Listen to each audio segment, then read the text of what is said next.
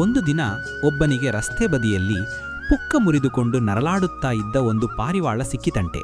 ಅವನು ಕರುಣೆಯಿಂದ ಅದನ್ನ ಮನೆಗೆ ತಂದು ಗಾಯಕ್ಕೆ ಔಷಧಿ ಹಾಕಿ ಪಟ್ಟಿ ಕಟ್ಟಿ ಶುಶ್ರೂಷೆ ಮಾಡಿದ. ಕೆಲವು ದಿನಗಳ ನಂತರ ಗಾಯ ಮಾಗಿಯಿತು. ಇವನಿಗೂ ಬಲೂ ಖುಷಿ. ಪಾರಿವಾಳ ಅವನ ಖಾಸಾ ಗೆಳೆಯ ಆಯಿತು. ಆದರೆ ಇವನ ಹೆಂಡತಿ ಬಲು ಬಜಾರಿ. ಇವನು ಸಂತೋಷವಾಗಿರುವುದನ್ನ ಕಂಡ್ರೆ ಅವಳಿಗೆ ಆಗ್ತಾ ಇರಲಿಲ್ಲ. ಸಿಡಿ ಸಿಡಿ ಅನ್ನೋಳು. ಮತ್ತೆ ಈ ಪಾರಿವಾಳವನ್ನು ಕಂಡ್ರೆ ಸಾಕು ಉರಿದುರಿದು ಬೀಳೋಳು. ಒಂದು ದಿನ ಇವನು ಊರಲ್ಲಿಲ್ಲದಿರುವ ಹೊತ್ತು ನೋಡಿ ಪಾರಿವಾಳವನ್ನು ಹಿಡಿದು ಊರ ಹೊರಗಿರೋ ಕಾಡಿನಲ್ಲಿ ಬಿಟ್ಟು ಬಂದಳು.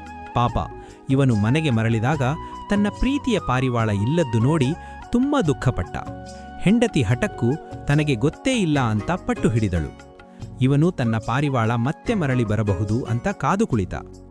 ಎಷ್ಟು ದಿನಗಳು ಕಳೆದರೂ ಅದು ವಾಪಸ್ಸು ಬರಲೇ ಇಲ್ಲ. ಒಂದು ದಿನ ಇವನು ತುಂಬಾ ಬೇಜಾರು ಮಾಡಿಕೊಂಡು ಊರ ಹೊರಗೆ ನಡೆದುಕೊಂಡು ಹೋಗ್ತಾ ಇದ್ದ. ಯಾರೋ ಇವನೇ ಅಂತ ಕರೆದ ಹಾಗಾಯಿತು ಅಂತ ತಲೆ ಎತ್ತಿ ನೋಡ್ತಾನೆ. ಪಾರಿವಾಳ ಕಿವಿಯಿಂದ ಕಿವಿವರೆಗೆ ನಗ್ತಾ ಇದೆ ಖುಷಿಯಿಂದ. ಅಷ್ಟೇ ಅಲ್ಲ, ಬಾಯಲ್ಲಿ ಚಿನ್ನದ ನಾಣ್ಯವೊಂದನ್ನ ಕಚ್ಚಿಕೊಂಡು ಬಂದು ಇವನ ಜೇಬಿನಲ್ಲಿ ಹಾಕಿ ಕೀಂಗ್ ಕೀಂಗ್ ಅಂತು. ಇವನು ಬಾ ಅಂದ್ರೆ ಬರೋಕೆ ಕೇಳಲೇ ಇಲ್ಲ. ಇವನು ಮನೆಗೆ ಹೋಗಿ ಚಿನ್ನದ ನಾಣ್ಯವನ್ನು ಹೆಂಡತಿಯ ಕೈಯಲ್ಲಿಟ್ಟ. ಅವಳಿಗೋ ಬಾಳ ಖುಷಿಯಾಯಿತು. ಅರೆ, ಇಂಥ ಶ್ರೀಮಂತ ಪಾರಿವಾಳ ಅಂತ ಗೊತ್ತಾಗಲೇ ಇಲ್ವೇ ಅಂತ ಅಂದಳು. ಅವತ್ತು ರಾತ್ರಿಯೆಲ್ಲ ಇವಳಿಗೆ ನಿದ್ರೆನೇ ಬರಲಿಲ್ಲ. ಹೇಗಾದರೂ ಮಾಡಿ ಪಾರಿವಾಳವನ್ನು ಮನೆಗೆ ವಾಪಸ್ಸು ತರಲೇಬೇಕು ಅಂತ ಯೋಚನೆ ಹಾಕಿಕೊಂಡಳು. ಮಾರನೇ ದಿನ ಬೆಳಿಗ್ಗೆ ಎದ್ದು ತಾನು ಪಾರಿವಾಳ ಬಿಟ್ಟು ಬಂದ ಕಾಡಿಗೆ ಬಂದಳು.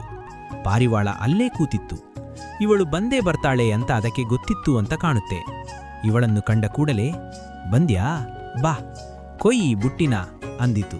ಇವಳಿಗೂ ಖುಷಿ ಅಂದ್ರೆ ಖುಷಿ. ಇದರ ತುಂಬಾ ದುಡ್ಡಿರಬೇಕು ಅಂತ ಊಹಿಸಿಯೇ ಖುಷಾದಳು.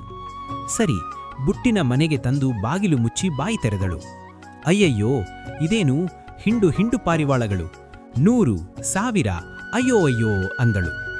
ಈ ಕಥೆಯ ತಾತ್ಪರ್ಯ ಇಷ್ಟೇ: ಕರುಣೆಯ ಫಲವು ಇಂದಲ್ಲ ನಾಳೆ ನಮಗೆ ಸಿಕ್ಕೇ ಸಿಗುತ್ತದೆ. ಅವಸರ ಮಾಡಬಾರದು. ಇಂತಹ ಮತ್ತೊಂದು ಒಳ್ಳೆಯ ಟಾಪಿಕ್ದೊಂದಿಗೆ ನಾಳೆ ಮತ್ತೆ ನಿಮ್ಮ ಮುಂದೆ ಹಾಜರಾಗುತ್ತೇನೆ. ಇವತ್ತಿನ ಈ ಕಥೆಯಿಂದ ನಿಮಗೆ ಏನು ಅನಿಸಿತು ಅಂತ ಕಮೆಂಟ್ ಮೂಲಕ ತಿಳಿಸಿ. ಧನ್ಯವಾದಗಳು. ನಮಸ್ಕಾರ. ಎಲ್ಲರಿಗೂ ಶುಭವಾಗಲಿ.